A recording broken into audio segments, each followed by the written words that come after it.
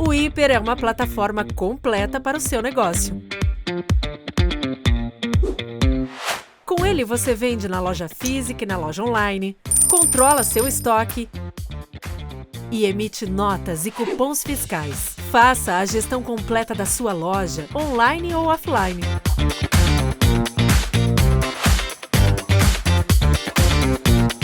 Hiper. Gestão mais simples, negócios mais felizes.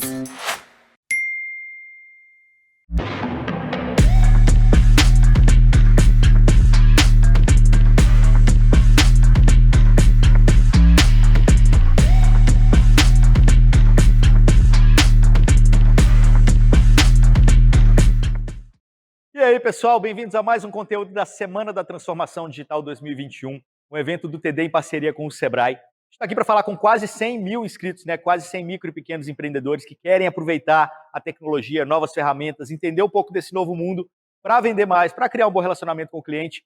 E é sobre isso que a gente vai falar agora também. Tem aqui um convidado super especial, sempre um prazer falar com ele, Pedro Weingartner, CEO da ACE. Obrigado por estar aqui conosco mais uma vez, Pedro. Tudo bem, Igor? É um prazer estar aqui. Sempre é bom aí contribuir com os nossos empreendedores do Brasil. Certamente. Bom, falando um pouquinho da ACE, para quem não conhece, a ACE é uma aceleradora, não é mais aceleradora, né? Deixa você explicar, vai. O que é a ACE hoje? Vamos lá. A gente começou como uma aceleradora, a gente lá em 2012, e desde então a gente foi aprendendo aqui no mercado brasileiro. Nosso propósito é ajudar a transformar o Brasil através da inovação. E hoje o que a gente faz, basicamente, a ACE é uma holding. A gente tem abaixo dela diversas empresas que são unidas pela temática da inovação, da tecnologia. E um desses braços é o nosso braço de investimento, que a gente faz investimento seed empreendedores, mas a gente também tem a ACE Cortex, que ajuda grandes corporações a se transformar, o que tem muito a ver com o que a gente vai falar aqui hoje. E a gente também tem outros negócios aí, negócio de educação, fintechs e outras empresas que a gente cria e está colocando no mercado para tentar mexer a agulha aqui no Brasil. Não, com certeza. Em outras palavras, fazendo as pessoas pensarem, as empresas pensarem e se transformarem, né, Pedro? Como você falou, você tem muita empresa grande aí no seu ecossistema de startups, mas eu acho que quando se fala em inovar e transformar, muitas coisas são comuns entre a grande e a pequena. No final das contas, a gente está falando de pessoas, a gente está falando de cultura. A gente está falando de ter uma cultura de pensar diferente, de experimentar, de trazer novas coisas para a mesa, mudar a forma de se fazer algumas coisas que sempre foram feitas desse jeito. Então, beleza, para que mudar? E, na verdade, a gente tem que entender que a gente precisa mudar mesmo, né? Essa é a chavinha que precisa mudar na cabeça de todo mundo, seja grande ou pequeno, não? Perfeito, Igor. Eu acho que talvez seja uma das épocas mais legais, mais interessantes para a gente ter uma empresa. Porque existem tantas possibilidades para a gente inovar, para a gente criar, para a gente fazer coisa nova. E eu acho que se a gente for ver uma diferença sobre o aspecto da transformação, da inovação entre uma pequena e uma grande empresa tem aí os seus desafios. A máquina que ela criou é uma máquina muito poderosa e às vezes ela atrapalha o processo de inovação. Então, às vezes se cria área, se tira, né, às vezes a iniciativa de inovação de dentro da empresa, ao contrário de uma pequena empresa que nesse caso, a pequena empresa tem que ser a área de inovação, ela em si tem que ser inovadora, e acho que essa é a grande diferença, mas tem muita coisa para fazer e muita oportunidade para os pequenos e médios hoje no Brasil. Tem uma coisa que o Pedro fala, é uma frase que eu sempre guardei, ele fala assim, investir em ideia é igual investir em dinheiro, né? Se eu invisto igual investir em empresa, ele investe em empresa lá. Se ele investir em 10 empresas, 9 falirem, uma der certo, essa uma pagou pelo tempo que ele gastou e o dinheiro que ele gastou nas outras 9. E a mesma coisa com a ideia, né? Acho que a gente não pode parar de investir em ideia e experimentar. É isso aí, Igor. E eu costumo dizer assim, tem dois tipos de ideia. Tem uma que tem menos valor que a outra.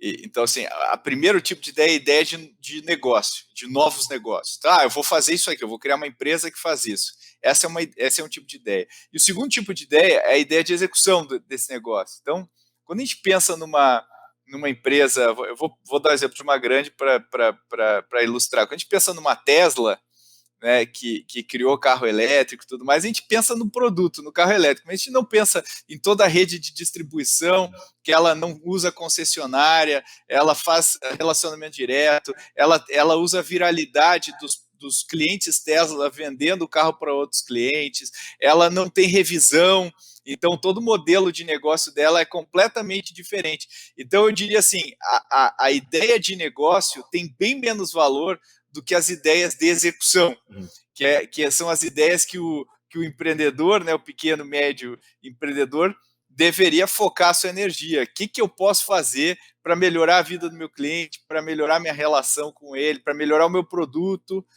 o que eu consigo fazer para ir ainda mais, né, e ir mais longe do que eu já fui. Eu acho que a chave para isso é ouvir, né? Vamos ouvir o cliente, vamos conversar com ele para saber o que ele quer. Acho que é ouvir e observar, né? Ouvir o que o cliente tem a dizer e olhar o que ele não quis dizer, né? O que estava nas entrelinhas do que esse cliente fala. Porque às vezes se a gente for perguntar exatamente para o cliente, né? Vou dar um exemplo, né? O cliente vai lá e fala, olha, essa página aqui, ela tá legal, mas seria interessante se esse botãozinho tivesse mais para a esquerda. Aí eu vou lá e coloco o meu botão mais para a esquerda. Mas se eu olho com mais distanciamento, será que precisa daquela página em si? Será que eu não posso pular uma etapa do processo e otimizar? Então, eu acho que tem que ouvir o cliente, tem que ouvir o que ele não diz, tem que entender, né, sob a ótica do cliente quais são as prioridades desses clientes. E eu acho que o mais legal também é ver o que o cliente faz também. Então, como é que ele usa os nossos produtos, de que forma esses produtos são utilizados, que funcionalidades ou que aspecto do produto é mais valorizado, tudo isso nos dá pista do que melhorar, do que inovar, né? Mas, cara, quando você pensa no pequeno, né, a gente está dando exemplo de grandes aqui. Você deu da Tesla, eu poderia falar da Apple também, né? Que, na verdade, a tese do Steve Jobs lá atrás, quando ele lançava produtos, era, beleza, eu não vou perguntar, é o contrário do que a gente está falando, na verdade, né? Ele falava que ele não vai perguntar para o cliente o que o cliente quer, porque o cliente não sabe o que ele quer. É meio que o oposto, né? Isso é ser inovador também. Como que você vê essas duas coisas, assim, tipo, de um lado, fazer pesquisa para entregar aquilo que o cliente quer, e do outro lado, eu ser um Steve Jobs inovador no sentido de eu sei o que você precisa, sabe assim? Bom, se todos nós fôssemos Steve Jobs, a gente estava numa outra situação, né? Então eu acho que para nós, os réis mortais, ouvir o cliente, conversar com o cliente, observar o cliente, ainda é a melhor opção. E eu acho que, é claro, que eu não descontaria o papel da visão, da criatividade, da ousadia de testar, mas tudo sempre nessa ótica do que eu consigo melhorar na vida dos meus clientes. E o legal é que tem muita coisa para fazer. Qualquer empresa, de qualquer setor, especialmente no Brasil, tem muita coisa para fazer.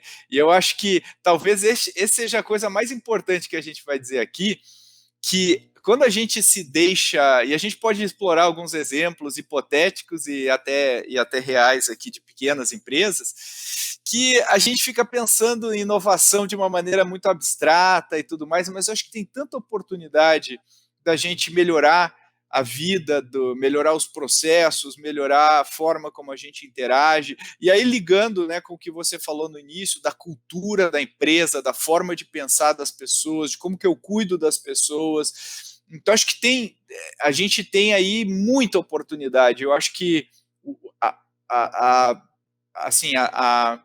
economia real, digamos assim, como eu costumo dizer, o que é bizarro, né, a gente pensar, mas a economia real é onde eu acho que tem as maiores oportunidades. Mais do que na economia digital, eu acho que existe na economia real, nos negócios mais tradicionais.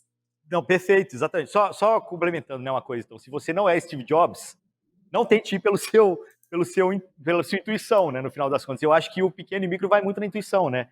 Hoje a gente tem tanto dado, a gente tem tanta informação para poder tomar decisão. E volta na questão da cultura que você falou. Como provocar essa cultura dentro da empresa, dentro do pequeno e do micro? Principalmente esse cara que ele joga em todas as posições, às vezes ele está ali tão envolto nas tarefas do dia a dia que ele acha que ele não tem tempo para poder olhar dado, para poder analisar. Como dar esse start, né? Como fazer a cabeça pegar no tranco e ele entender que dado vai trazer benefícios para ele, essa análise vai trazer benefícios para ele. Igor, eu acho que a coisa mais importante que as lideranças podem fazer é, primeiro, se dar conta que, assim, se olhar no espelho e falar, tem dinheiro na mesa, tem dinheiro na mesa, tem oportunidade aí para ser explorada.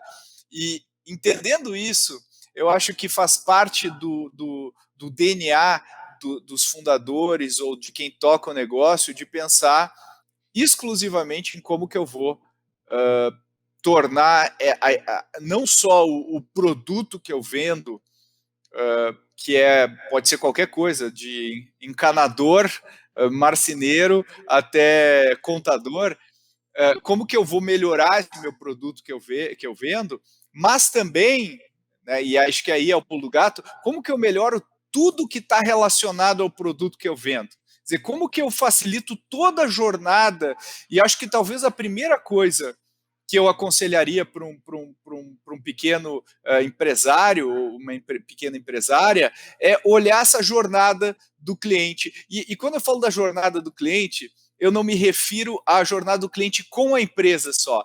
Eu me refiro por que ele compra o seu produto, por que ele compra esse produto que você vende. E vamos imaginar que eu vendo um serviço de desentupimento, que é uma coisa bem trivial, todos nós já utilizamos. Bom, quando é que eu me dou conta que eu preciso desse serviço? Quando o meu vaso sanitário, o meu ralo, sei lá, entope. Então, a partir daí, qual que é o processo que essa pessoa segue até ela contratar um provedor? Então ela vai olhar na internet que sites que ela vai buscar, como que ela vai buscar, que palavras que ela vai usar para buscar, quando ela tem o primeiro contato, o que é ruim desses primeiros contatos, como que ela é atendida. Normalmente você pode fazer uma de cliente oculto e testar, simular essa jornada dessa pessoa. Quando o prestador de serviço chega na casa da pessoa, como que ele se porta, como que ela se porta, depois do serviço, como é que eu fidelizo essa pessoa. Se eu olho toda essa jornada aí, eu tenho certeza que a gente identifica dezenas de possibilidades e de oportunidades da gente melhorar, da gente colocar energia. E é claro que a priorização dessas oportunidades deveria vir a partir do que é mais doloroso para o nosso cliente. O que é mais difícil, o que é mais complicado para o nosso cliente. E a partir daí eu vou atacando um por vez desses problemas. Eu tenho certeza que no final de uma jornada da gente atacar esses problemas, a empresa é outra. A empresa é outra. Deixa eu juntar umas coisas que você falou aí. Uma delas foi que você acha que tem muito mais oportunidade no mundo real do que no mundo virtual. As pessoas ficam nessa, né? Não, vou pro digital, vou vender digital. E tem oportunidade lá ainda. Outra coisa, crise. Todo mundo está aí chorando, fechando porta e tudo mais, mas crise também gera oportunidade. Como que eu posso olhar para essas duas coisas e pensar em como modificar o meu negócio também? Legal. Eu acho que é muito fácil, Igor, a gente colocar a culpa no contexto externo, porque eu costumo falar que é um problema de gravidade. O que quer dizer isso? A gravidade afeta todos nós igual. Não tem ninguém que fala, eu estou fora da gravidade, a lei da gravidade não me afeta. Da mesma maneira, todo o mercado está sendo impactado pela crise. Óbvio que setores específicos estão sendo muito impactados. Então, se eu sou um restaurante, por exemplo, eu sou muito impactado, mas todos os restaurantes do meu setor também são impactados. Então, assim, existem restaurantes que tiveram que fechar por N razões, o que é péssimo, porque realmente esse setor foi muito impactado, mas tem outros restaurantes que resolveram se reinventar e usar, o que as pessoas ainda precisam comer. Elas não vão aguentar ficar cozinhando dentro de casa o tempo todo, e eu tenho como resolver esse problema. Quem que acessa essas pessoas? O iFood, é o Rappi, é o sei lá o quê. Como que as pessoas escolhem os produtos lá? Como que eu compro? Talvez eu consiga enxugar o meu custo durante um tempo e especializar em como que eu atendo e criar kits, né? E eu acho que eu acho que é por aí o raciocínio que a gente tem que ter em relação à crise, é entender que todo mundo é impactado, existe muita oportunidade de eu atender as pessoas ainda, existe muita... Então, se a gente for pegar né, essa onda aí de todo mundo ficar em casa, bombou a reforma. Eu estou reformando meu apartamento, porque eu não aguentava mais meu apartamento de ficar o dia inteiro. Então tem muita oportunidade para reforma, marceneiros não tem mais como atender a demanda, a loja de material de construção.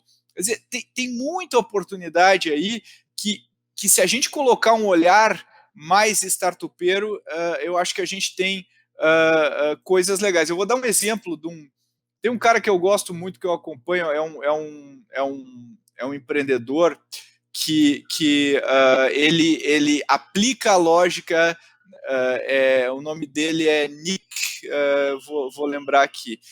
Ele tem um site que se chama Sweat Startup, Startup do Suor. E ele fala o seguinte, ele tem um negócio de storage, daqueles, né, de guardar as coisas, enfim, que tem aqui em São Paulo, tem no Brasil inteiro. E o que ele faz? Ele vai em vários pequenos empresários que têm um storage e ele entra lá e fala assim, cara, você quer vender? Eu te compro por tanto. Ele compra o negócio e esses negócios são totalmente artesanais na gestão. Então, quando ele compra, ele coloca a gestão, ele coloca um negócio para o cara entrar com senha, que não precisa ter um funcionário full-time na porta, ele coloca a contratação 100% online, assinatura do contrato digital, então ele enxuga a equipe, otimiza o serviço, aumenta a qualidade do serviço e pluga na rede dele, que ele fica usando marketing digital para gerar demanda para as coisas dele. Então, ele pegou um negócio totalmente tradicional e ele aplicou muito da lógica que a gente vê hoje do mercado das startups. Acho que é um bom exemplo. Não, perfeito. Agora, quando a gente fala de testar e de trazer novas ideias, como que eu metrifico isso, né? Ou como que eu avalio se aquela ideia está funcionando ou não? Tem algum número mágico, algum jeito de eu falar, putz, não, testei o suficiente, isso aqui realmente não deu certo, ou vale a pena investir um pouquinho mais de tempo nisso? A gente tem falado muito disso aqui, de teste, de ensaio, mas legal. Valeu, né? Até que ponto eu vou? Até quando eu insisto? Legal, eu acho assim, se a gente for usar as alavancas que a gente tem, eu acho que tem duas alavancas que a gente tem que pensar aqui. A primeira alavanca para a gente inovar nos nossos negócios é quanto que custa para eu trazer um novo cliente para a minha empresa. Então, assim, quanto custa para eu atrair? Isso eu vou somar o que eu gasto em publicidade no Facebook, o meu vendedor, a minha vendedora, enfim.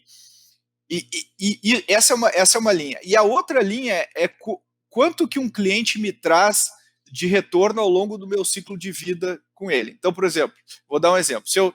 Se eu tenho um serviço de encanador, eu posso usar o Google e comprar anúncios, eu posso comprar anúncios lá no Get Ninjas, e eu vou somar quanto que eu gasto, qual que é o meu melhor canal. Essas ideias, teoricamente, nessa linha, tem que otimizar a forma como eu trago meu cliente. Né? Isso pode ser desde o canal até a forma que eu vendo, a forma que eu atendo, usar uma ferramenta de CRM nova, enfim, qualquer uma dessas coisas.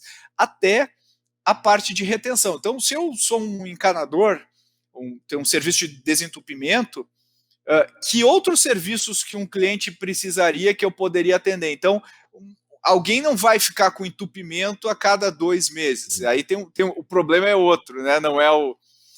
Então, que outro serviço que eu posso vender? Então, eu posso trabalhar essas duas frentes, assim como linha geral. E aí, se eu estou movendo a minha agulha nesses dois caras, isso medindo, né, quanto que em média um cliente traz e tudo mais, isso pode me ajudar. Porque, às vezes, também a mudança que eu vou fazer é uma mudança que, às vezes, ela é pequena no bolo, né, do tipo, eu vou começar a atender o meu cliente no telefone de uma maneira diferente. E talvez eu não sinta uma mudança imediata em nenhum desses dois eixos aqui, mas eu, por exemplo, eu começo a ver que as pessoas indicam mais. Então, indicar também é reduzir o custo de atrair um novo cliente. Então, como é que eu posso trabalhar para melhorar ainda mais esse canal de indicação? E eu acho que mexer nessas coisas, eu costumo falar que é como juro composto. Então, se eu falar, olha, Igor, a gente vai melhorar 1% de hoje para amanhã. Aí fala, 1%. Mas se a gente for melhorando 1% todo dia, no final do ano a gente está com um negócio gigantesco. Então, eu acho que a lógica da inovação nesse caso, é claro que a gente tem que entender que às vezes o nosso negócio não está funcionando, e aí é um outro ponto que a gente pode abordar aqui.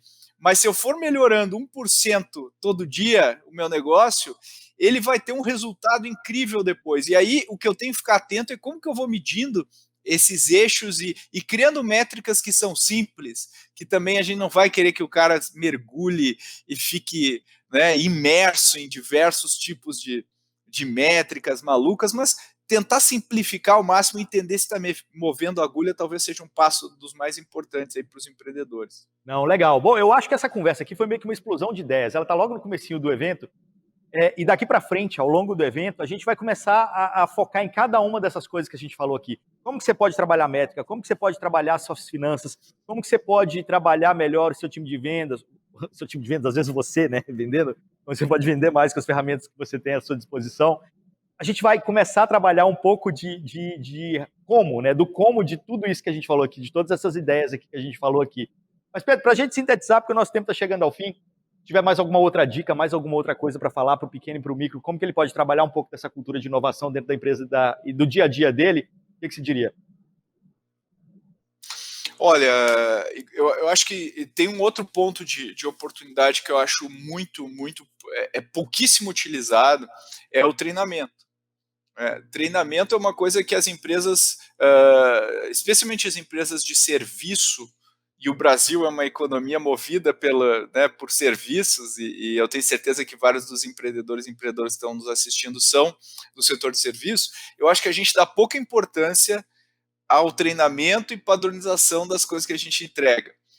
Eu vejo que uma empresa é um salto gigante treinando as pessoas. E quando eu falo treinar, eu não estou falando só no procedimento de como executar o serviço, mas a forma que eu atendo o cliente, como que eu encanto o cliente. Eu acho que a palavra encantamento é uma palavra legal para a gente pensar nessa era em que está tudo a um clique de distância para o nosso cliente contratar outra empresa. Então, se eu consigo encantar, e eu acho que uma coisa que acho que tem muita oportunidade é treinar, acho que a outra coisa que tem muita oportunidade também é utilizar startups. Então, a gente está vendo uma proliferação de startups que estão focando no público PME. A gente acabou de ver a TOTUS comprando aí a RD por 2 bilhões, e é uma empresa que foca no público, nas empresas PME. Por quê? Porque ela sabe identificar os problemas, ela descobriu como atender essas empresas. Então, com uma RD, contratando uma RD, por exemplo, eu posso descobrir que eu baixo o meu custo de aquisição de clientes, ou eu aumento muito o número de clientes que eu consigo atrair. E tem startup para tudo, né? Tem startup para gerenciar meu funil de vendas, tem startup para conseguir fazer atendimento via WhatsApp de maneira mais profissional, tem startup que consegue plugar com marketplaces para eu vender os meus produtos com mais escala, tem startup para praticamente tudo que a gente puder imaginar. Então basta também procurar um pouco mais, olhar os problemas que tem, fazer algumas buscas e tentar identificar quem pode ajudar, porque é relativamente fácil achar uma startup quando a gente coloca o nosso problema lá no Google e explica ele, né? Coloca escrito o problema. Então acho que tem muita oportunidade aí para trazer tecnologia barata, que consegue levar muito nível de operação, de atendimento, de geração de oportunidades e tudo mais de uma empresa de pequeno ou médio porte. Então, legal. Enquanto o Pedro está falando aqui, eu estou pensando que ele está lendo a programação do evento, porque a gente está com o RD no evento também, eles estão falando bastante sobre como fazer esse relacionamento com o cliente. A gente tem a Exact Sales, que vai ensinar você a vender melhor. A gente tem o WhatsApp Business, para falar como que você pode utilizar o WhatsApp de uma maneira mais profissional.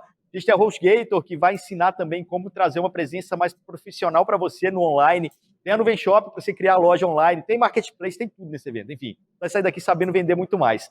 Pedro, brigadão pela conversa mais uma vez. Um prazer falar com você. Até a próxima. Valeu, Igor. É isso, pessoal. Valeu, até mais.